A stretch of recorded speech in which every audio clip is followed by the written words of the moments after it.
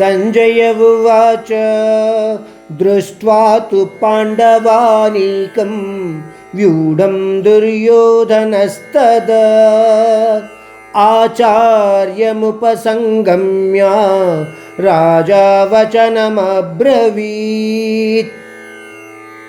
సంజయుడు ధృతరాష్ట్రుడితో అంటున్నాడు, పాండవ సైన్యము యొక్క వ్యూఢాన్ని చూసిన దుర్యోధనుడు కలవరముతో నిండిన మనస్సుతో ఆచార్య పుంగవుడైన ద్రోణుని దగ్గరకు మాట్లాడడానికి వెళుతున్నాడు. మనము అర్థము చేసుకోవలసిన విషయం ఏమిటంటే, దుర్యోధనుని మనస్సులో కలవరము ఎందుకు కలిగింది? దుర్యోధనుడు మహాబలశాలి కదా, ఎందరో యోధులు, యుద్ధ నిపుణులు లాంటి భీష్ముడు, ద్రోణుడు, కర్ణుడు తన తరపున ఉన్నారు కదా. మరి కలవరము ఎందుకు? ద్రోణాచార్యుని దగ్గరకు ఎందుకు వెళ్తున్నాడు?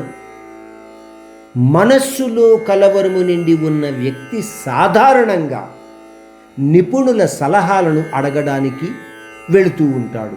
అంటే నిపుణుల సలహాలను కోరుకుంటూ ఉంటాడు. అంతేకాకుండా ద్రోణాచార్యుల వారు పాండవులకు మరియు కౌరవులకు కూడా గురువు. అందువలన ద్రోణాచార్యుల వారి యొక్క మనోభావాలను తెలుసుకోవడానికి కూడా వెళుతున్నట్టుగా మనము భావించవచ్చు.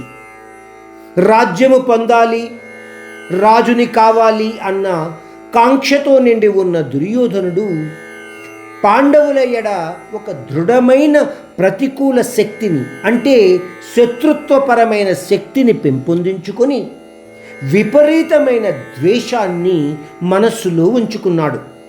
ఈ యుద్ధ విజయము దుర్యోధనుడికి తప్పకుండా కావాలి అన్న కోరికను మనస్సులో దృఢపరుచుకున్నాడు.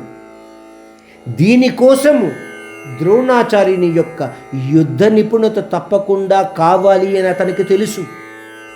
ఇందు కారణముగా దుర్యోధనుడు ద్రోణాచార్యునితో మాట్లాడడానికి వెళుతున్నాడు అన్న ఉద్దేశ్యముతో సంజయుడు ధృతరాష్ట్రునికి తెలియచేసినట్టుగా మనము ఊహించవచ్చు.